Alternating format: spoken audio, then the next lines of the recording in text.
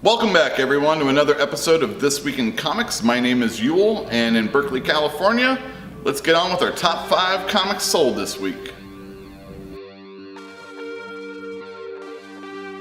A lot of really good comics came out this week. Let's count them down, starting from number 5. We have Gideon Falls number 3 by Jeff Lemire and Andrea Sorrentino. Coming in at number 4, Mighty Thor Gates of Valhalla. This is a special one-shot bridging the gap from the Mighty Thor series to the new Thor series, all written by Jason Aaron. Coming in at number 3, Justice League No Justice number 2. We're going to have a conversation about some weekly comics just like this one later on in the show. The runner-up spot this week at number 2 is Batman number 47. People are digging this book as we get closer and closer to the Batman-Catwoman wedding. And taking the top spot this week at number 1, we have Avengers number 2, written by Jason Aaron, with art by Ed McGuinness. This is big superhero action fighting with Celestials falling to Earth. I recommend you check this book out. Alright everybody, this is the part where I review some comics that I read last week. I want to let everybody know they're pretty good, but you'll see what I mean. First up this week, we've got Avengers number 2, the bestseller this last week also. I thought it was a pretty good story. Jason Aaron picks up the book where the first issue left off. There were Celestials hurtling to Earth because they got punked out by this one big one. I don't really remember the different names of the Celestials, but the main core Avengers are getting together, and then we also see Ghost Rider, Jennifer Walters, and Captain Marvel was actually at the forefront of this whole Celestials thing. I liked the issue, the art was good, but it felt very pin-up-y. The sequential aspect of it was, the action was there in the book, but it didn't really seem to tell a story that really made me understand what exactly was going on. I liked it. I like where the story is going. The end is a bit of a surprise, so I don't want to tell you what happens, but there's a character introduced. So, if you're a fan of the Avengers, if you're hot for Avengers merchandise right now, this is definitely a book to check out. I enjoy it, pick it up. Next up, the trend of the summer is the weekly comic book, and Image is doing the same thing with Brian K. Vaughan and Marcos Martin's Barrier. Issue number 3 came out this week, and whew, it's quite interesting. They're all sideways, they're all beautiful. The artwork totally tells the story, so you don't have to be scared away by the fact that there's a lot of Spanish in this book, which I don't read. There's a lot of English in this book. Maybe some readers of this book might not know that, but it really doesn't matter because the story is, like I said, understandable because of the beautiful art by Marcos Martin. The story is about a cattle rancher who is worried about her cattle being killed by gang members, or drug runners I should say, and about an immigrant who is coming over to America. They get swept up in this alien spaceship, and that's not only the weirdest thing that happened because the series is nuts. This most recent issue, there was no dialogue whatsoever. I like, so there's Spanish in this book, there's English in this book, there's no dialogue in this series, I should say. And in the second issue, there was all this like NASA kind of jargon. I like the way that Brian K. Vaughan is playing with words. I don't know if they necessarily matter in the grand scheme of things, because it's all about the art and it's all about how the story is unraveling visually. You can take a lot of the dialogue, and even though it's there and it clues us in on aspects of the characters, it just isn't that important. This is a fun comic book. It's a strange comic book. That's kind of a running theme this week, I think. There's a lot of nutty comics out there. This is definitely one to pick up if you like things that aren't safe, normal, something that you read or see every day. Pick up Barrier. This next comic is actually a spotlight on Infidel numbers 1 through 3. I had kind of put off this book even though I purchased it at another comic book store, the very first issue. I wanted to make sure I had it available to me. The guys over at the Comic Book Podcast, it's a little show I listen to, they have been crowing about this book, and I finally sat down and read it along with the second issue. And I really enjoy it. The artwork is fantastic. There's really great coloring. I'm a real big Villarubia fan. He actually did a lot of coloring on Jay Lee, who's an illustrator I dig. That's not important. Anyway, good coloring, really good art by Aaron Campbell, and the writing, and I'm gonna try and get this right, by Pornsak Pishatsta. I haven't looked it up just now, so if I got that right. Anyway, I really enjoy this book. It is about a woman named Aisha who is married to a man who has a kid, and they live with his mother in an apartment building that previously had a bomb go off on a top floor by a wannabe terrorist. And since this is an Image horror comic book, there are manifestations of the dead from the explosion before that are haunting Aisha.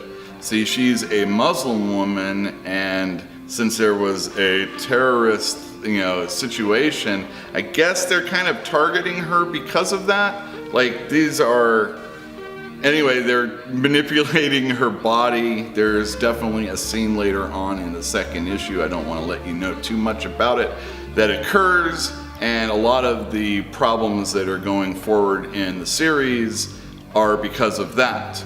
The complicated thing about this book is that it also explores how we as a people explore and see other people. We're not all just the same. I guess that's what this book is really talking about, is how we can all see things differently. And then, of course, there's that whole horror thing, which makes the whole book really super creepy. I think the artwork does that also, and I really am excited to see where Infidel is going forward. The horror aspect is really cool and gripping, and like I said, there's some scenes that occur that are really, it really changes the story and like turns it on its head. So, Infidel 1 through 3, if you haven't picked those up, you should. I recommend them highly. Next up this week, we have Justice League No Justice number 2. This is the 4-issue weekly series that's going on through DC. It is all about these Omega Titans that have breached into our universe through the source wall that was broken up in Dark Knight's Metal. Brainiac got a bunch of Justice Leaguers and I should just say superheroes and a bunch of villains together, and he was just about to break them up into certain teams when at the end of the first issue, Amanda Waller and all her psychics tried to tap into his brain and it blew him up. So the Justice Leaguers and all the villains don't know what they're supposed to do, and a lot of this issue is them trying to figure it out. There are these world trees on Kolu where Brainiac comes from. He wanted to get the heroes to agree to save Kolu, and in doing so, he made sure that these Omega Titans, or whatever they're called, knew about Earth's presence and that we were going to be in danger if we didn't do something about it. I liked it, the art's good. There's a lot of stuff that's going on in this book, but it never seems that it's actually going on in this book. If you're reading it, you know exactly what I mean. I liked it. There's a lot of stuff going on. It's going to be big. I feel like I have to read it. You should feel like you have to read it, especially if you like superheroes and DC superheroes. I recommend it. It's just a strange book. And finally this week we have Gideon Falls number 3. This is by Jeff Lemire with art by Andrea Sorrentino. At the end of the last issue, Dr. Zhu, Norton's psychiatrist, actually saw the Black Barn. And in this issue, she goes to confront him about it, wanted to talk to him about it. The cool thing about that scene, just before she shows up, we see how Norton has rigged his apartment for if anybody were to break in while he was there. There's some crazy stuff that's going to go on. You got to check it out. It really works well with the artwork, as we got one big picture and then little circular arrows pointing to where all the mischief is going to take place. Also, we have Father Fred. He is pretty much cleared by the cops. A couple questions come up from that, and then we see his first service. There's a couple introduced. They're pretty sexy and evil seeming. And yeah, this was just another third issue filling in as we go through farther into the story. I really enjoyed it. It was a little bit slow. Nothing really shocking happened in this one, but it was a really good character piece, and I really enjoyed what I was seeing.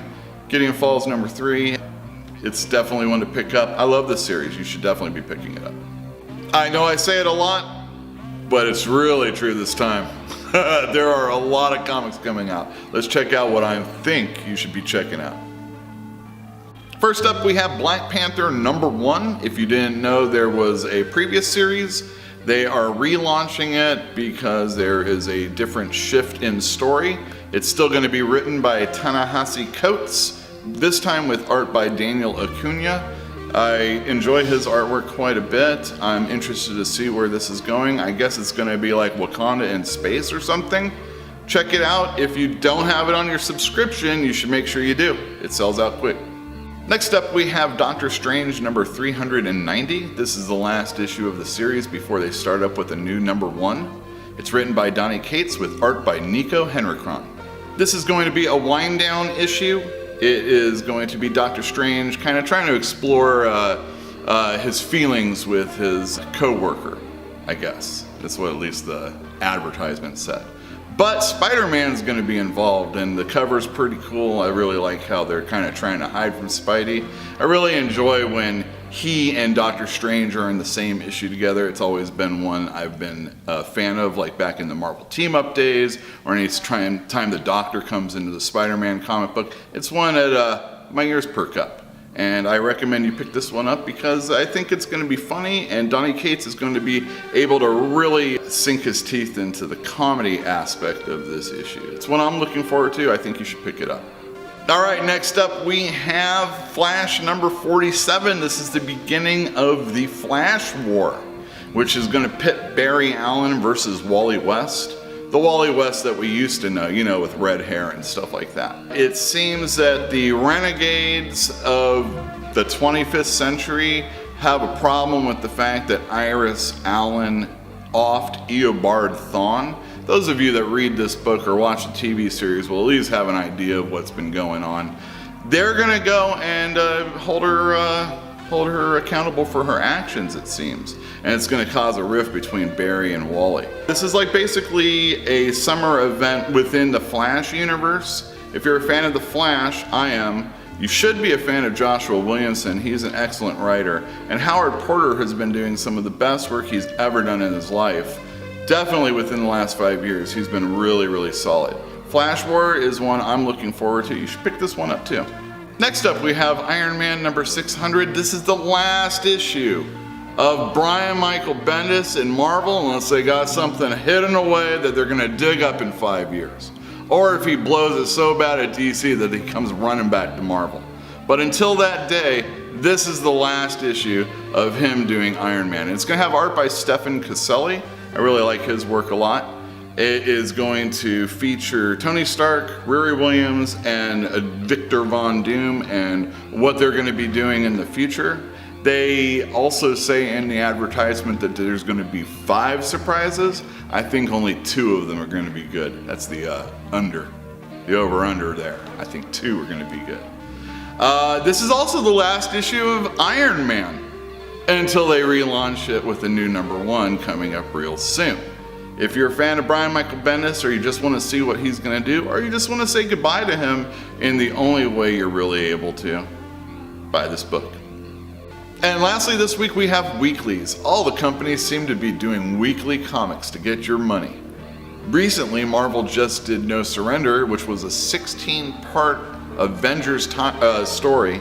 Ugh, that was a tough one to get through. And now they're doing You Are Deadpool. They actually did skip a week last week, so 3 and 4 are going to be coming out this week. A lot of weeks are coming up, just wait. So, You Are Deadpool. It's a RPG. You gotta roll some dice so that you can go to the different panels that you have to be going to. You also get to make decisions like a choose your own adventure. It's a fun book. I definitely recommend it. Also, Image Comics is doing Barrier. I just talked about it earlier. This is number 4 coming out. Great artwork, definitely. I'm looking forward to it. And lastly, Justice League No Justice number 3. Again, I talked about it earlier in the show. Love the work that Francis Manapul is doing on it. Really looking forward to what's going to happen and what's going to come out from it. Definitely a series you should be checking out. As an aside to weekly comics, I want to give my opinion on it. I'm not a big fan. I mean, as a store owner, it's nice when a person comes in every week and purchases a book. They have to keep coming in, they buy other stuff. It definitely works in that regard. But a lot of what happens is people fall off just like anything. And I want to ask the publishers, if you took these comics and you put them out monthly, would this be a story you want to have over 4 months, 6 months, 10 months? 16 months in the case of No Surrender. I think you wouldn't, because not enough actually happens in these stories. It's a little bit different when you're talking about Barrier from this week, because this is something that was actually on the internet a couple years ago. Anybody could have read it, even for free. Now it's being put in book form, and they're just getting it out there. So it's not really that big a deal. And kind of with No Justice, since they're kind of trying to, push forward a big story for their little universe that they're doing, this little stuff that they're going on right now, it makes a little bit more sense. The Deadpool, they just do that every once in a while. I'm listening to a podcast where they're talking about Millennium right now. For any of you guys that remember that, they had to put that pile out so quickly so you didn't realize that what you got was not worth having purchased in the past. And comic companies have done this often. I'm not a big fan of the minis, or the weeklies I should say. DC is going to be doing it with Man of Steel, so I'm not trying to scare people away from them. And it is nice to get things out really fast, but a lot of times I gotta question whether or not it's even worth putting out in the first place. Thank you everybody for tuning into another episode. Visit your local comic store, and if you're in the neighborhood, come in and say hi to me. I'm in every day except for Thursdays. Also, if you like this video, please give it a thumbs up. And if you haven't, subscribe to the channel and hit the notification bell. You want to know when we have new episodes up. Also, if you have any comments, anything about what I said, maybe something I said about weekly comics, how do you feel about them? Let me know in the comments down below. And we'll see you next week.